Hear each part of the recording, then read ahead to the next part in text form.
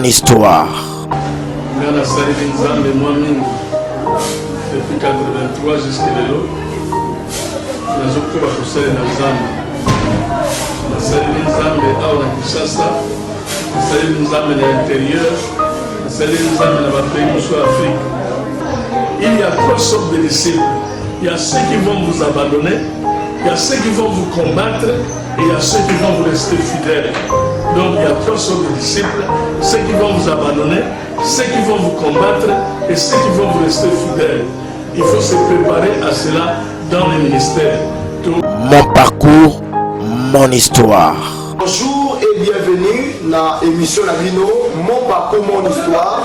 Où est le caca na chaîne Obolingaka Mingi, CNTV HD, émission qui est présentée par l'apôtre Gédéon Keba. Émission Nabiso, on a présenter Bino, Basali Nzambe, leur parcours et leur histoire.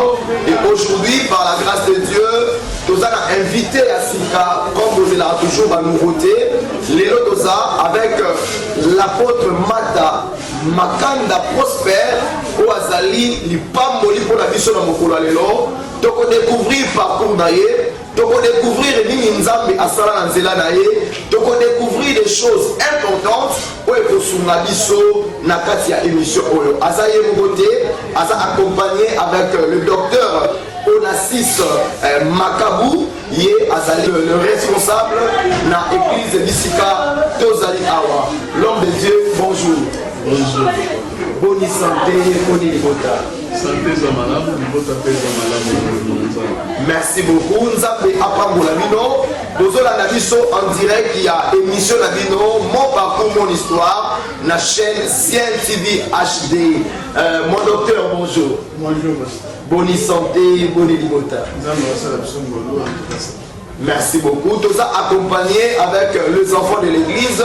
Pour le bail pour accompagner aux Aliba Papa pour la Katia émission la biso. Lélo, comme vous le donnez pour le bas, pour découvrir parcours il y a l'homme de Dieu, l'apôtre Mata, pour Azali Pambouli pour la biso. Aza vraiment l'expérience et belle pe makasi où il peut édifier bino ba pasteur peut édifier bana nzambe. L'homme de Dieu. C'est vrai, je vous ai présenté, mais on a besoin de apôtre Mata Azanani et Toyeba Lonto Monabino. Merci beaucoup. L'apôtre Prosper Mata Makanda est un Congolais. L'apôtre le 18 janvier 1957. J'ai connu Jésus-Christ en 1980. J'ai connu en 1983. J'ai salé Nzambe moi-même depuis 1983 jusqu'à l'élo. J'ai connu Nzambe. J'ai salé Nzambe à Kinshasa. J'ai salé Nzambe à l'intérieur. J'ai salé Nzambe dans le pays de l'Afrique. Europe n'est pas commenté. Mais na sali Nzambe mwatangu na hii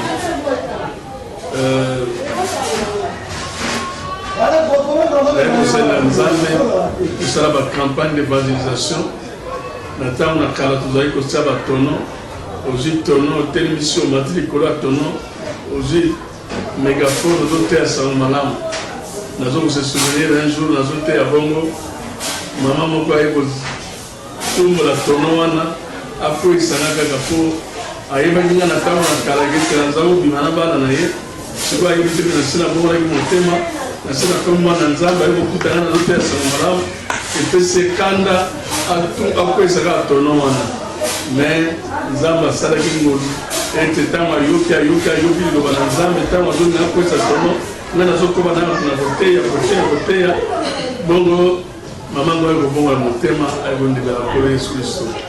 C'était un grand miracle et Salamediwana Kolo a Sunyama Kipenza. Apôtre Mata Makanda a licencié en théologie, a expert en croissance de l'église, en leadership et a eschatologue. Donc, la spécialisation en eschatologie, la leadership et croissance de l'église. La croissance de l'église et leadership pendant 9 ans. La Afrique a mis au Network. en abrégé AFMEN. Na yekoli kuna maintenant ndenge nazali nazopesa cours na Timothy Leadership International. Timothy Leadership International ezali na siège na mon centre biblique ya Matonge na Kinshasa na Matonge na deuxième niveau.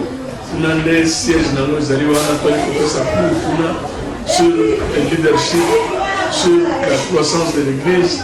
Ndenge nini okoyeba kokamba église, ndenge nini okokamba baninga okumba bango esika Nzambe a permettre okuta bango comme ça bango des leaders aussi comme vous. Apôtre Mata Makanda azali fondateur de la communauté chrétienne Mission chrétienne de Jésus vainqueur. Mission chrétienne de Jésus vainqueur ou la nouvelle communauté pentecôtiste Mission chrétienne de Jésus vainqueur. Et dans la paroisse Sebele na Kinshasa, puis dans la paroisse Sebele na intérieur. Awa nazali représentant légal et la communauté wana puis esika o nazali pour sa émission oyo de esika paroisse na biso ezali chapelle Ebenezer ya communauté wana. Alors apôtre Mata Makanda azali leader ya ba couple chrétien. Azali pe kopesa formation pour ba couple chrétien bavanda esika moko parce que ye moko azali père de famille, azali marié à une seule femme et aboti 10 enfants. 10 enfants wana nyonso musu babali musu bakoli musu pe bazali basali na Nzambe. Ndakisa pasteur Amos Makanda ya église Philadelphie azali mwana biologique na ngai. Puis nazali na frère prophète Joseph Mata oyo azali kotravaille na église Ebenezer ye azali mwana biologique na ngai. Bamosusu basi babali par exemple sœur Gloria Mata aza na Luanda po azali musicienne chrétienne azali koyembela Nzambe. Voilà donc d'une manière brève le parcours ou la vie de l'apôtre Mata Makanda. Merci beaucoup. Je crois que balandi na biso bozola na biso na bokeli mingi na oetali émission na bino mon parcours mon histoire na chaîne na bino Sien TV HD. To encourager bino bo s'abonner massivement na émission na bino et otike la biso ba commentaire soki bo sepeli na émission oyo mais bo zanga te pour partager yango na batebele pour la édifier la communauté. Notre émission a pour rôle d'édifier la communauté, d'aider les hommes de Dieu à qu'on soit équilibre dans le ministère. L'homme de Dieu, est-ce que la carte parcours il y a ministère beaucoup de parce que vous avez des paroisses, beaucoup de paroisses, cela veut dire déjà que vous avez déjà la position. Est-ce que la carte ça parcours à Vinabino? Beaucoup de la Kokoso, la bana rebelle, beaucoup de la Kokoso, il y a Ozanga Lipa, beaucoup de la Kokoso, il y a des difficultés. Et de quelques minutes, parcours, il n'y a pas si peu de traverser qui la carte à ministère. Quand nous avons Bengai, nous allons travailler. Nous allons travailler. Nous avons une période où nous allons travailler d'abord avec la présidente de la République avec Mobutu. Quand nous avons Bengai, nous avons Musala. Nous avons Musala. Na luki musala musala zamate ti kolo ya bobele ngai bukuta ngai ay bukuta ngai tango bukuta ngai ba pasi ya boso na mona ke zali na bukuta na ngana Yesu Kristo bukuta na ngana Yesu Kristo zali pasi na ndenge nini eloka liboso nzamba bomaki misala na ngai nyonso oyo bakopesa ngambongo oyo bakopesa ngamba lolendo oyo bakopesa ngamba momoto nzamba bomaki nyonso oyo napesa ye motema na ngai posa na nzambe ezalaki ete azwa ngai azwanga mobimba bongo na yango azali kobuka nyonso oyo baeffort personnel na kosala mpona maîtrise mosala nazoyeba so mokolo mosusu nakendeki na compagnie moko confection mova.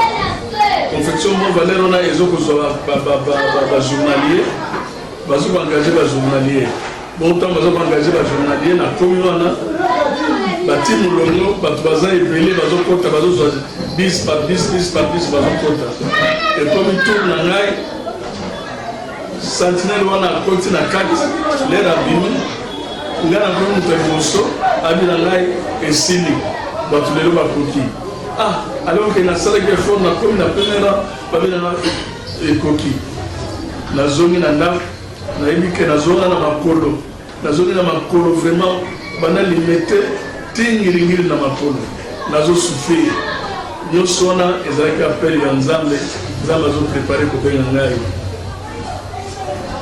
fiancé na ngai aye kolia mbongo alikelemba apesi nga mbongo alikelemba mpo nasala quelque chose na vie na ngai lokola naza so na mosala te mbongo wana likelemba voisin na ngai ya ndako toyaki voisin de parcelle ondira ayebaki aye koyebisa ngai papa ngai nasalisaka makala na ngai kote ya babana kuna kote ya babana ye na ngai soki ozwi 2500 francs opesa ngai na katilo banzete kuna takosalisa yo bamakala ezokomisa ata kanumu bamakala ekopesa yo quelque chose okorenye bien 2500 nyonso wana mpenza oyo madame fiancé na ngai ayelaki ngai nakamati napesi papa wana papa nazwi mbongo wana akoti nango na zamba ekenda ye zamba libela nazela makala eyaka te nakoluka nayemba zamba ngo ezalaka wa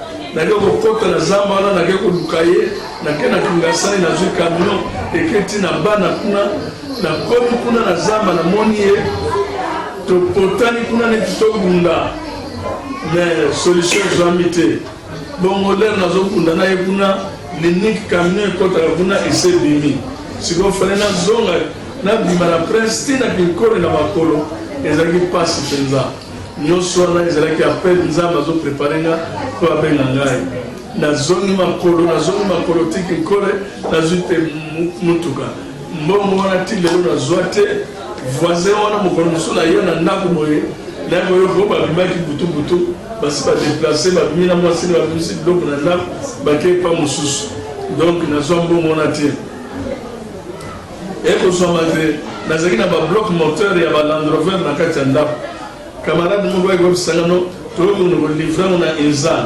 ezalaki korepresente landrover awa na congo toyokolivre babloc moteur wana na inzal na espoir ke bakosomba yango bapesanga mbongo babloc moteur wana baaccepte yango na inzal bandimi yango mpenza basali biso mokanda mpe bayebisi biso lokola nga te nakotaki camarade moto ayebananga directeur moto akotaki bayebisi eke toya vendredi na 10h kozwa mbongo nzokande ye bayebisaki ya jeudi kozwa mbongo nga vendredi wana nalamuka donc nalala kutu te donc naosela kaka tokoetana mpona kende kosimba mbongo wana nalamuka boye yesu nazeli ti 10h moni nazoyaka te nabi nabibayeba mbongo nakoma te kuna nadefi mbongo ya bato nakomi ti na exemple babisinga directeur yabisinga mais non ton ami est passé hier asazwaki mbongo basina tini yango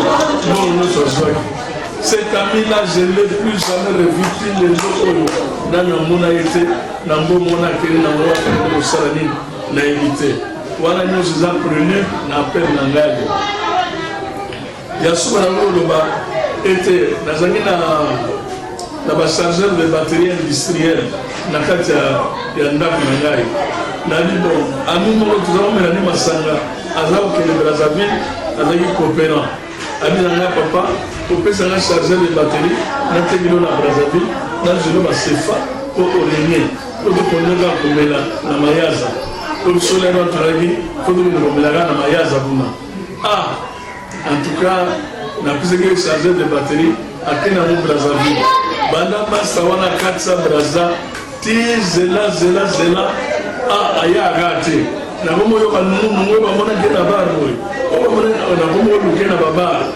soki amoninga azobatama so amoninga azobatama nzoka sateka azombongo bongo alia sikoyo ekosala ndenge nini nake koluka ye na ndako na ye na 4h du matin. Heureusement na lero na kuluna ezalaka te soki kuluna ezalaki nde na se na kufa na 4h du matin na ye koluke na ndako na ye na komi na ndako na ye na vandi na porte ya ndako na bilere akobima ere nyonso akobima akokutana na ngai awa nzoka nde moninga wana aza mayele mabe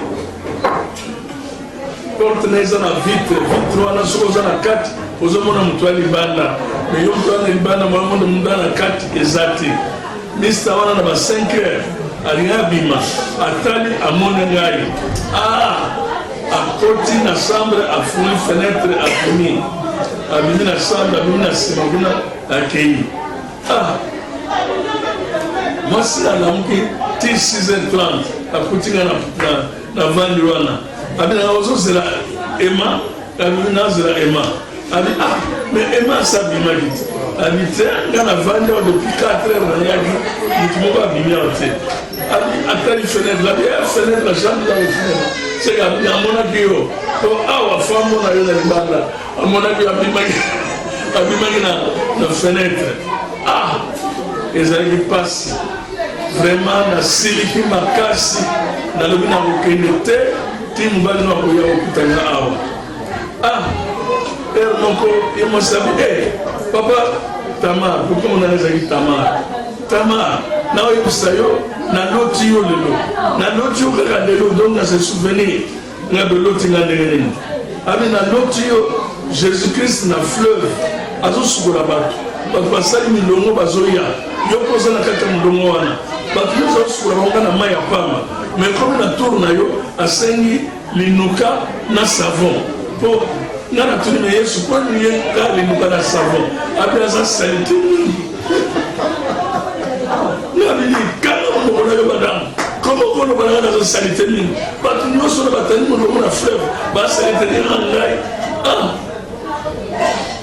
vraiment nasilikaka na mwasi wana mais ntango nazongi na ndako na okrefléchir également en tout cas na oyo nyonso nasalaka na ndenge na vivaka naza salite mingi c'est normal que jésus azulanga mpenza nsango mpenza linuka ya nsango wana mpenza na savon mpo agratinenga mpenza asukanga makasi c'est comme ça que nga nakobongo na motema lere nakoyoka makambo wana ekopermettre ngai naluka nzambe maintenant on a dit que le banzambe n'était pas avec Brûla. N'était pas avec Brûla dans Sainte-Marie. Dans Sainte-Marie, on a cathédrale Sainte-Marie, n'était pas avec Brûla. N'était pas pesika ba 9 na sala, ba pesika ba Jérusalem Marie, na je ba somo ko mususu. To yewana na liboso ya ekeko mama Marie, tozo bonde na tosaba ba prière na chapelle wana. Sango moko ya mondele abimi wana ayekobetanga coup de pied na masoko abetika coup de pied abinanga me bino mozaba zoba moi ozokosambela mari makokozoma nani moi ozomona moi me sango nalingi nzambe te biso osambela mpena sango or ebaki teke sango ebaki eza révélation ke ezali okopamba oyo tozosala wana. En tout cas c'était difficile et que ça m'a que naïko kozonga nanga fiancé nanga il est roi zo sambe amemangai na ba prière na bango amemanga na ba retraite na bango na kina na retraite na kina na ba veiller mais soki na ke veiller moko na bimini banda na bendi simbo na sukoli monoko na zongi na veiller na zo basusu amemanga retraite mo na marenza na kimwenza kuna retraite wana pasteur Kamanda mutalo te abamba ayamte bango sur le parlement en langue na ki bango nyonso bakomo lo bashakara bashana ba ngabi na sa motema na zo ba ndenge sango na biso za ko bake soko yo kingana lo bishakara bo mema ngana kikone seke liboma isemba ngai ngabe na zo lo baka bongo ngabi wana eza liboma isemba ngai eza liboma eza normalité nazotala bango ka boye naotala bango boye à travers misapa nakamwa bango moko na bimi na ngai na tiki bango na basaka nga na yombe na simbo na nga na meli simbo na sukulu moko na zone. C'est comme ça que moi c'est na sala ki tout pour abongo na motema mais après bongo na motema te. Conseil na zo pesa na yo c'est dans Christ que ba pour kate obongo na mpaka motema pour abala yo. Eza moi pasi. Heureusement, oh, ils ont la grâce en Nzambe. C'est pas la grâce de Dieu. Nous avons beaucoup de temps. Nous sommes à cela qui nous dit pour tout le monde, nous avons bon moyen. Pour tout le monde, nous avons bon moyen. Nous avons bon Nzambe.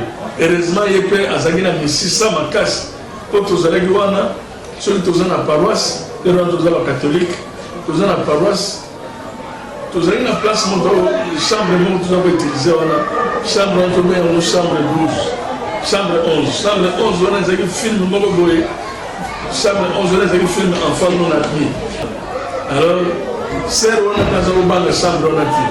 Ma fille, nous sommes pas sur une chambre non admis. Mais c'est on a une chambre, on a voté à nous sommes. Nous avons besoin de beaucoup de choses à la symbole, à la symbole, donc, azabo banga lokote c'est rwandais azaki nza akika katina Yesu heureusement akika katina Yesu ndina banga kukolite mais yo comme exemple on a été au niveau de pagano au bon moraye au abala yo et ça danger vraiment je voulais et ça aux autres na frontière keba au pays mapamba bande rodanga Bamakam non son avivaki wana et même qui était là-bas pour réfléchir pleinement. Un jour, naye nanda nazoya nanda pour abimaki nazoya na moni libaya mo bakomi que un grand sorcier mon le secrétaire général mondial ya ba sorcier a bongoli motema. Il faut appeler ça témoignage na Ngiringiri 223. Ngiringiri 223, moi j'habitais Ngiringiri 235. Ah, les Français n'ont pas encore réussi, non? Le groupe de prière n'a pas encore réussi. Parce que Nani Mongo, Sosé Mongo, a bon mon thème, a fait un témoignage. Nani a un témoignage. C'était le frère John Lokadi. Actuellement, il a été sur la comme bishop, mais il est, je le respecte beaucoup. En tout cas, je l'aime beaucoup. Il a beaucoup fait pour moi. John Lokadi, il n'a pas fait ce témoignage. Et quand il témoignait dans leur Rwanda, c'était vraiment un témoignage assaisonné avec la parole de Dieu. Témoignage Zopesama, vraiment, à l'âme on est le Bananzambe.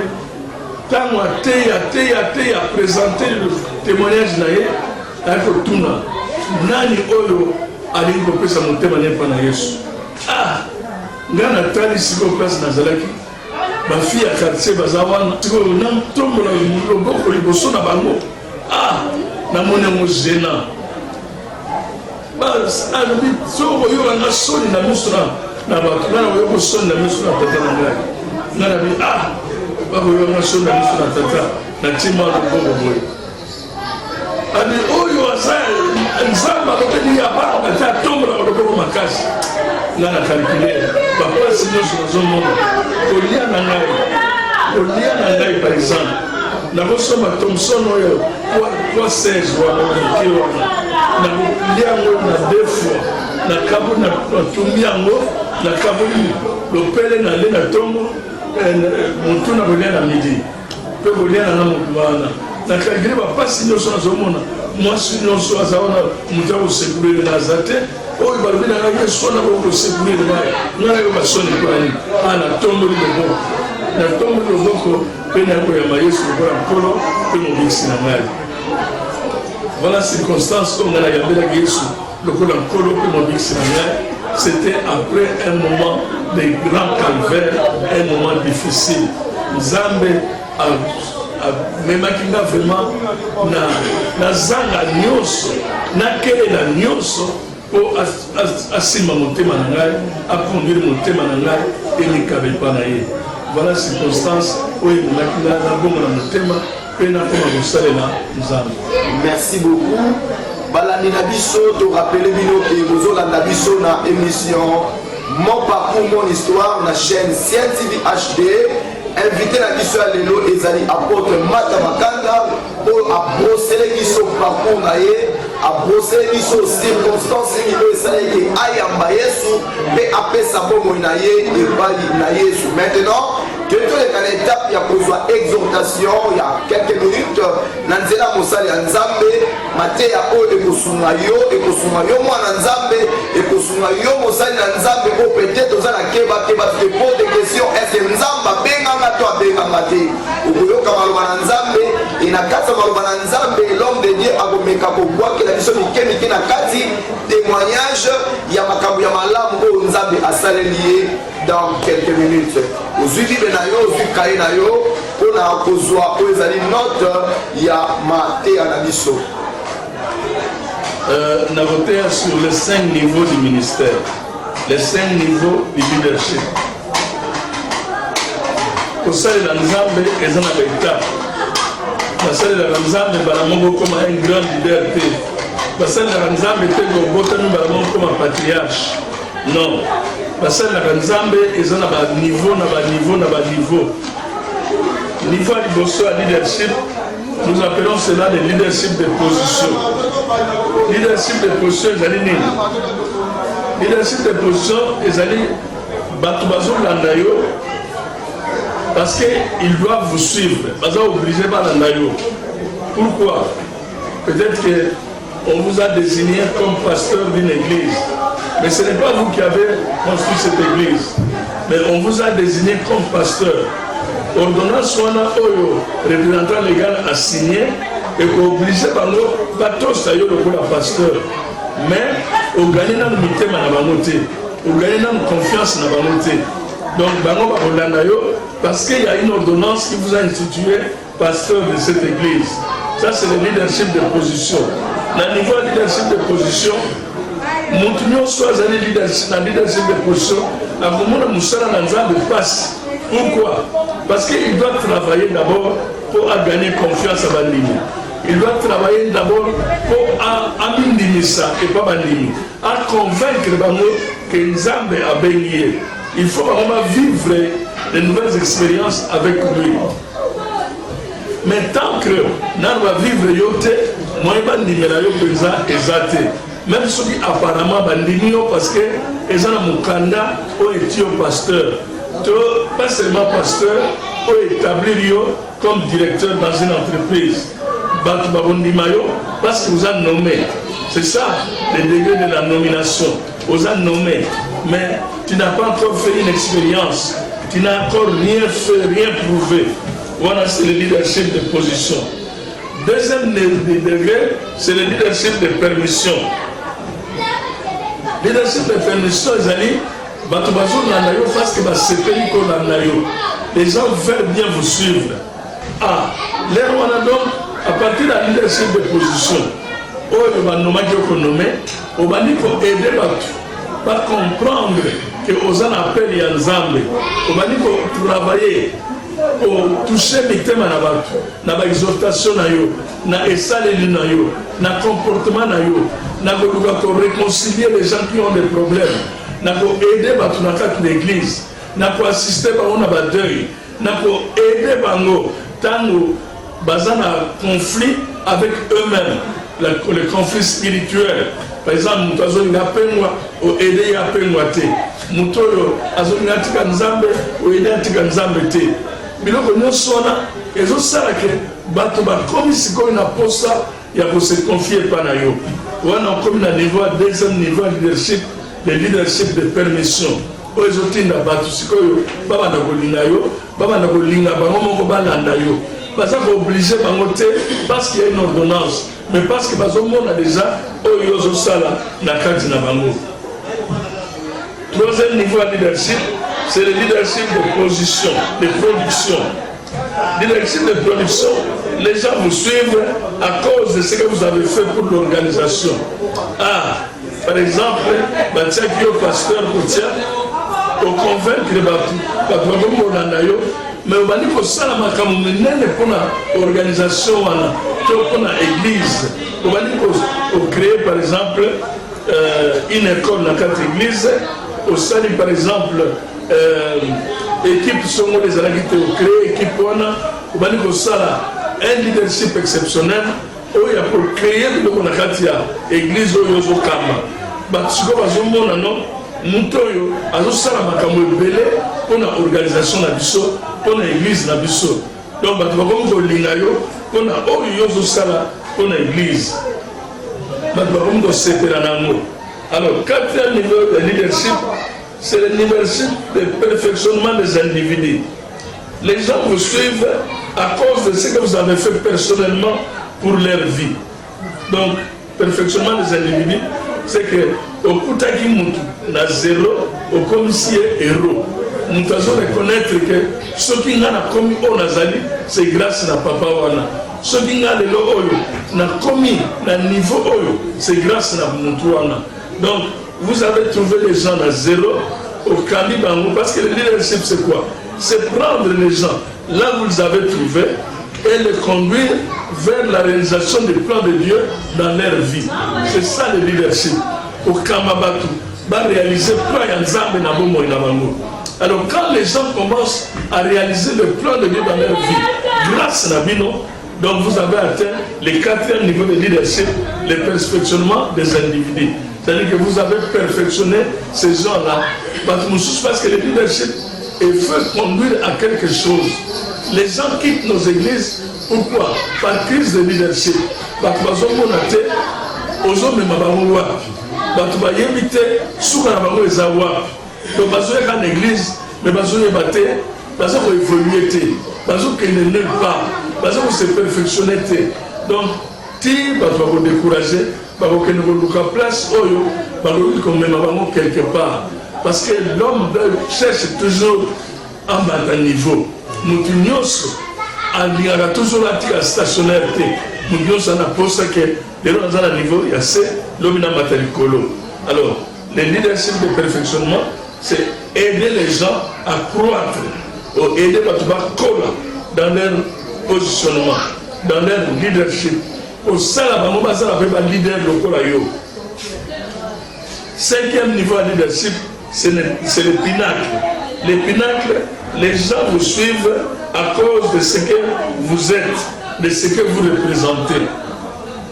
Et un niveau oyo, dernier niveau de leadership, à cause de ce que vous êtes, à cause de ce que vous représentez. Donc vous avez fait tout ce que vous avez fait pour la communauté, vous êtes devenu une référence. Comme une référence. Non, cet homme-là, c'est vraiment un homme qu'il faut suivre. Cet homme-là, c'est notre patriarche. Cet homme-là, c'est celui qui a tout fait pour nous. Donc, à cause de ce que vous représentez. Donc, pour eux, vous représentez quelque chose. Donc, pour eux, vous représentez une autorité. Pour eux, vous représentez une haute personnalité. Donc, voilà les 5 niveaux de leadership. Au Botamika Galelo, pour comme la leadership à Pinacle. Pinacle, c'est le dernier niveau de leadership. Wana Penza. Donc, à cause de ce que vous êtes devenus. C'est un débat, vous servez. Vous montre que non. Nous tous Penza avons mérité.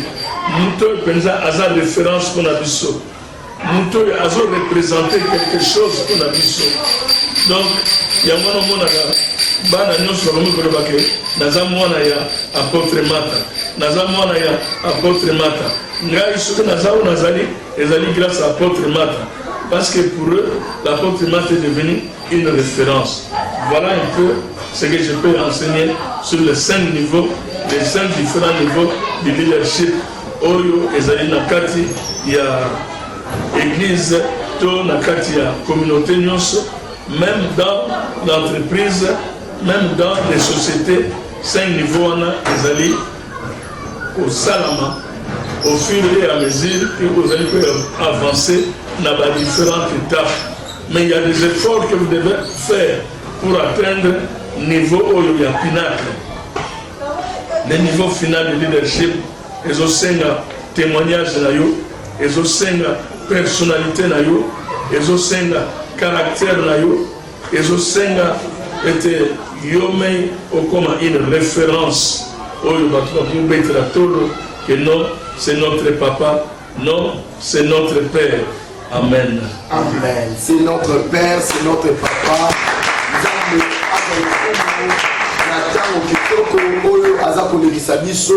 Et le mot na patriarche Mata Makanda où il a partagé biso expérience à tei biso sur le leadership. Balani na biso de constater maîtrise, il y a malouba, maîtrise, il y a enseignement, aux pasteurs, aux a besoin, il y a coaching dans le domaine, il y a leadership, où il faut contacter l'homme de Dieu, ce que l'il y a dans l'église, ou bengi apoya, il y a aussi un programme ébélé, oyo nasi ya lontongo ya mosali ya nzambe ba programme ebele esalamaka nde na mikolo elekaki. Il y avait des conférences, il y a des camps bibliques. L'homme de Dieu, nous aimerions dans une minute pour brocher biso un tout petit peu programme na bino makambo oyo osalaka, et s'il y a encore des programmes en cours pour partager biso yango. Ok. Pour organiser un camp biblique au Salon à Kassamou, dans le Bas-Congo. C'est là où nous organisons les camps bibliques. Camp biblique, c'est un moment où les gens abandonnent leur maison pendant une semaine. Nous nous présentons devant le Seigneur. Camp biblique, c'est différent d'une retraite. Une retraite est plus accentuée par la prière. Mais le camp biblique, c'est la symbiose entre la prière et l'étude de la parole de Dieu. Donc nous invitons des hommes de Dieu, des éminents hommes de Dieu qui viennent diffuser la parole de Dieu pendant que nous sommes au camp biblique. Par exemple, l'apôtre Gédéon Keba était avec nous dans notre dernier camp biblique. Il a vu ce qui s'est passé là-bas. Donc ce sont des moments fabuleux que nous passons dans la présence de Dieu. Ce sont des moments vraiment extraordinaires. Être seul pendant une semaine dans la présence de Dieu, écouter Dieu vous parler et prier après avoir écouté Dieu. Parce que dans les retraites, souvent nous n'écoutons pas beaucoup Dieu. Nous prions. Mais dans les camps bibliques, c'est plus, nous écoutons beaucoup Dieu et nous prions aussi beaucoup. Et dans les camps bibliques, nous organisons cela en deux camps. La première partie, c'est des enseignements pour tout le monde. Des enseignements pour tout le monde. Deuxième partie, nous enseignons nous-mêmes de 5h à 7h30 du matin, nous enseignons sur le leadership. Et nous enseignons aussi de 19h à 20h pour les hommes de Dieu qui viennent assister au camp biblique. Nous enseignons aussi sur le leadership. Tandis que la journée, nous enseignons pour tout le monde. Par exemple, en rapport avec les thèmes que nous avons choisis du camp biblique. Donc, nous avons des camps bibliques, nous organisons aussi des conférences eschatologiques et des conférences sur le leadership. Dernièrement, nous venons d'organiser la conférence sur la pédiatrie spirituelle. Qu'est-ce qu'une pédiatrie spirituelle? C'est prendre soin des enfants qui naissent dans la foi. Nous avons constaté que dans l'Église, on ne fait plus beaucoup cas aux enfants qui viennent de naître dans la foi. On ne s'occupe pas tellement d'eux. Or, même à la maternité, la pédiatrie existe. Pourquoi? Pour prendre soin des nouveau-nés. Il faut les encadrer, il faut les guider, il faut les orienter. Parce qu'ils ne savent pas ce qu'ils doivent faire. Ils peuvent manger leur propre caca si on ne prend pas soin d'eux. Mais qui doit prendre soin d'eux? C'est nous qui avons déjà l'âge mature. C'est nous qui devons les encadrer, les amener à la maturité, comme nous aussi, on nous a amenés à la maturité.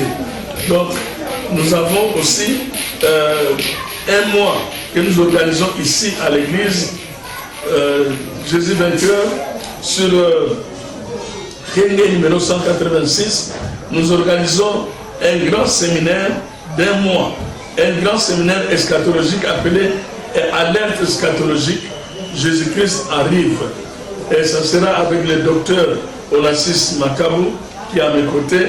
et qui sera secondé par le berger Joël qui est derrière moi là-bas.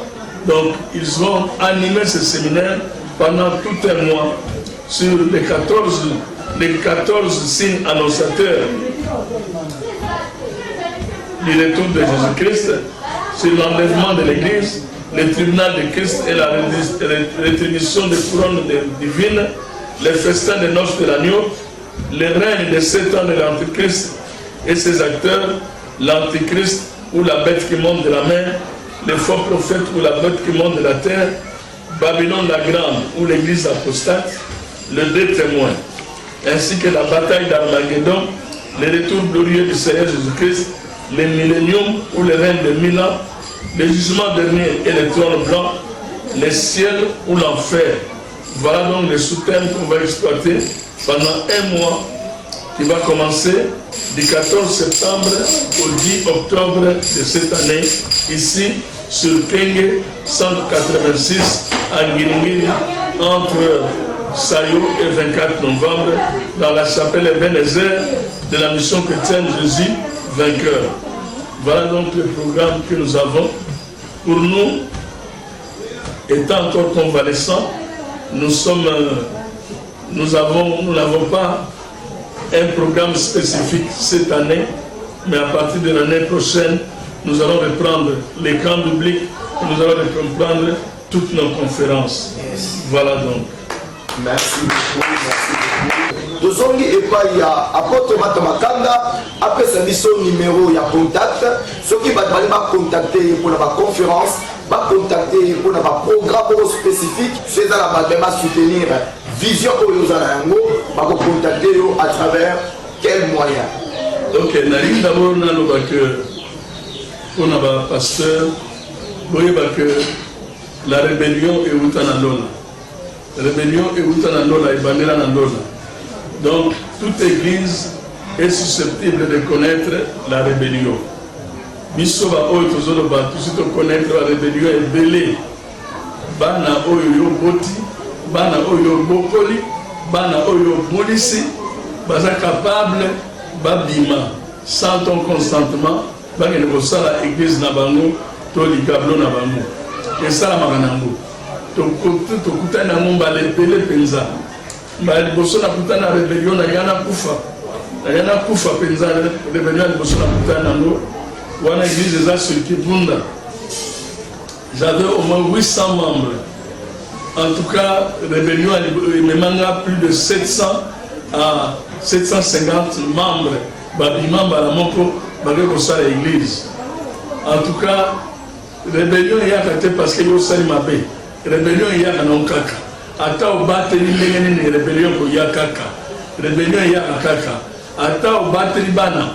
Kutu bana ozobokola bien. Bana ozolesa bien. Parmi bana wana nde bakudia konyata yo na elongi. Parmi bana oyo ozobokola bien wana nde bakubimisa yo. Parmi bana oyo ozoko former penza ozotela motema ne rebelle akubimaka na kati na bango wana. Donc il faut se préparer à ça, il faut s'attendre à ça. Rébellion n'est pas comme Mangaï. En tout cas, on a 50 membres dans l'église, alors que vous avez voté à chaque jour dans les 800 membres, vous avez 50 membres dans l'église, et ça n'a pas si pensa. Et ça n'a pas terrible. Et comme les Kamau, place Bano Babini, malgré que ça rébellion, les collègues dans le pasteur, ils ont voté à Puna. Bataille, voté à Puna, après tout le temps, ils ont voté à Sexangaï. Bon, c'est ça pour la ligne. Bon, c'est la ligne. Pour le niveau que le côté, côté bateau va bomber. Bateau va bomber.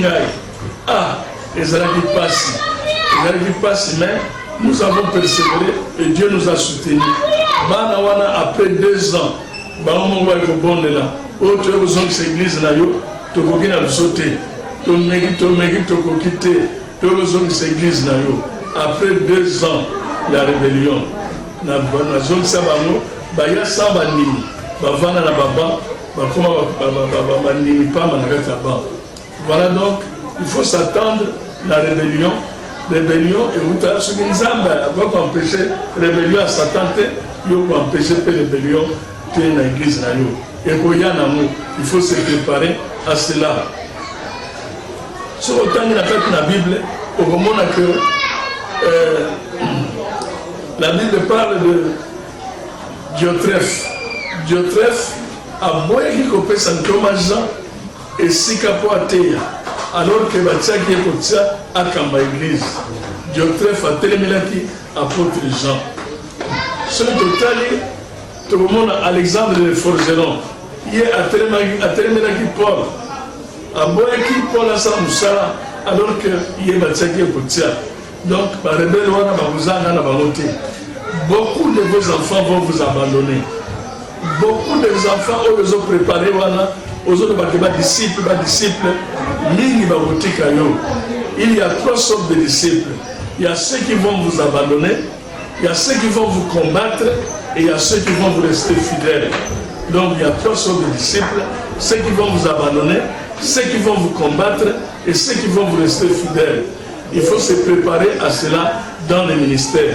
Tout partageons en profondeur prochainement.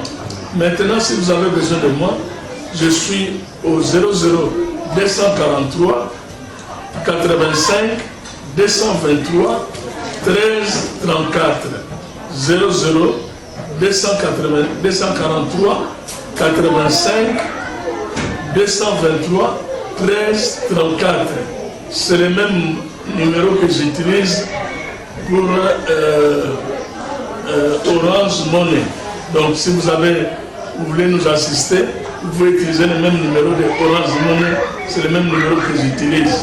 Donc vous pouvez nous envoyer vos contributions et Dieu va beaucoup vous bénir. Donc nous sommes là, nous servons le Seigneur par sa grâce et dans sa gloire au nom de Jésus. Merci. Par sa grâce et dans sa gloire, Nzambe apambola biso, to komi na biso na suka ya émission na biso, to rappeler bino bo s'abonner massivement na chaîne na bino, oeza wana pour répondre na oeza ma préoccupation na bino. Moi na Nzambe pasteur, on a besoin d'un sujet particulier, on a quatre émissions, basala Nzambe va développer.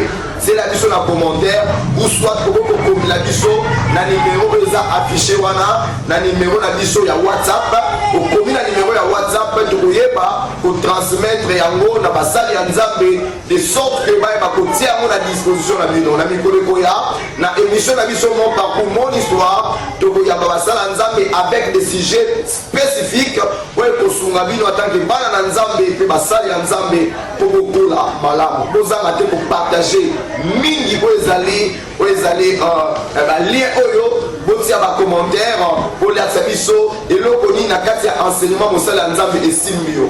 Maintenant to komi na biso presque na suka to kolekisa maloba na ndeko moko na 30 secondes pour pesa ba mbote pour na kusukisa avant que to évoluer to zongi na wana papa banan to pesa biso pesi mbote pour balandi ba biso ya émission ba mbote na bino bongo to kolekisa pe na bande ko mususu ba assister biso nazopesa mbote na baétudiant nyonso obala na enseignement na nga sur WhatsApp baétudiant na nyonso bala na enseignement na nga sur WhatsApp Nzambe apambola bino bokoba toujours kola na enseignement na ngai ezali vraiment productif nazozwa ba témoignage na bino Nzambe apambola bino nazopesa mbote na mwasi na ngai Kati Mata oyo atikali na ndako Nzambe azala elongo na yo nazopesa mbote na mwana na ngai Amos Makanda le pasteur ya Philadelphie nazopesa mbote na bana na nyonso na boti na bizoto te na molimo nazopesa mbote na communauté nyonso des vainqueurs oyo ete basoutenir ngai na ntango na pasi nazalaki na yango batikaki ngai te baedaki ngai baasistaki ngai Nzambe apambola bango mingi Nzambe apambola bapartenaire nyonso bana poto oyo nyonso atinelanga quelque chose Nzambe akanisela ye Nzambe apambola ye napesi bino mbote napesi mbote na pasteur Ale Makala Mpeto napesi mbote na pasteur Vincent Kizeba napesi mbote na prophète Otis Linanda napesi mbote na pasteur Monique Batini napesi mbote na frère Namso azana États-Unis Jean-Claude Mulunda napesi mbote na sœur na ngai Magi Maketa na pesi mbote na bango nyonso nzambe apambola bango na baapport na bango nyonso nazali kozwa gute mpa na bango na bosali te soutien na nga monene pasteur Marcel Mbala oyo ya église Shalom azali soutien na nga monene mpe kobosana te pasteur Henri Kitondo oyo azali na Matadi azali mwana na ngai d'abord nasimba ye na libala na ye mpe azali mwana na ngai spirituel naliaka dimi na ye régulièrement nzambe apambola ye apambola bana ndenge baza na Kinshasa bakontinue baitili malamu na kombo na Yesu. Amen, amen. Topesi maloba na docteur Onassis apesa mbote na 2 personnes oyo baza kolanda biso na kati ya émission na biso. Merci beaucoup na pesi mbote na bandemi nyonso ya chapelle Ebenezer ya Kenge bapapa bamama basali ya nzambe nyonso mbote na bino nzambe yapambola bino mingi. Merci beaucoup. Tozalaki biso moko te tozalaki accompagné na bana ya kati ya etonga na biso oyo toti kozala awa tokopesa ndeko moko akopesa na tiske kaka kombo na ye bongo tokoleka tobandi na notre frère oza mpanzi opesi kombo na yo na église osalaka nini oleki mpa ndeko mosusu kombo na église osalaka nini bongo tokokota na suka ya émission na biso. Merci beaucoup pour nos paroles, Nazar. Merci beaucoup pour nos paroles. Nazar, le frère Guy Junior, l'église Maman Teraka, et puis Naïma. Merci. Ça va pas mal. Naï Nazari, le frère Joseph Macha, l'église Maman Teraka, et par la grâce du Seigneur, et la évangélisation pour la âme et Jésus-Christ. Merci beaucoup. Naï Sergret, intercesseur, modératrice, à ça et à ça. Merci beaucoup. Oui, Nazar Berger Joël, comment Joseph de Jésus, Nazari, mon cas, prédicateur de la église, mon cas, de la jeunesse, la Pessi, merci beaucoup. Nathan, le bon moment, et la confiance avec papa dans la foi de Tchumba Kaoudi, dans ma maman, dans merci beaucoup. Tu commis la mission dans cette émission. Tu as ici, ma nouvelle part, pour ça, pour un mot de la fin et prière. Il y a clôture. Tu rappelles dans la méthode, façon la biso, au monde biso na bilili, zangate ko partager émission oyo na bato epele, abonnez-vous na bato ko partager, ça on va s'abonner parce que émission oyo eza na but ya ko pambola biso, ya ko édifier biso. Tout ce qui m'a le plan pour ça la nzambe pour la mot de la fin, et prière, il y a clôture. Pour le mot de la fin na globalité. Témoignage na pesi de l'eau, exact témoignage oyo me makinga na boko na motema. Na pesi na témoignage ya kosalela nzambe te. Ba makambo nyonso na sali mpona nzambe na sala na lobe ya mona mote. Wana na kozwa temps na émission mosusu boya po tosala émission mobimba na loba témoignage ya oyo nzambe asalelinga pendant toutes ces années de ministère. Pendant 1983 kino lelo oyo. Oyo nyonso nzambe asali na nzela na ngai à travers le Saint-Esprit nde tokolobela ngo prochainement kolo nzambe apambola yo oyo landaki émission oyo abakisilo mibu apesa yo bokolongo na nzoto yo oyo ozobela atia kimia kati na bomoi na yo yo oyo ozangi kimia asunga yo na nyonso oza nango bosenga intervenir na bomoi na yo akamba bomoi na yo adirige yo acordonner vie na yo aguide yo aconduire yo jusqu'au bon port.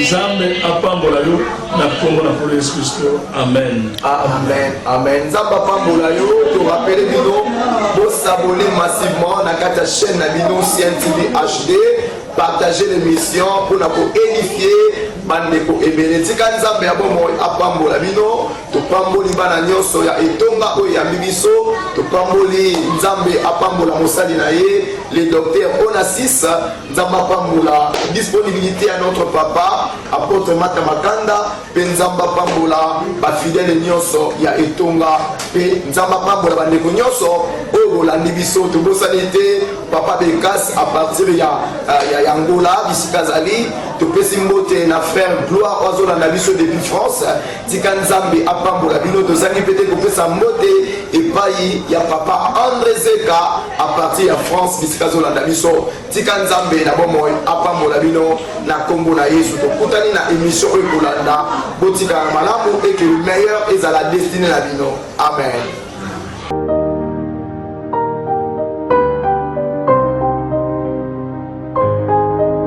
Suivez l'intégralité de ces messages, abonnez-vous sur notre chaîne. Si cette vidéo vous a plu, aimez et partagez.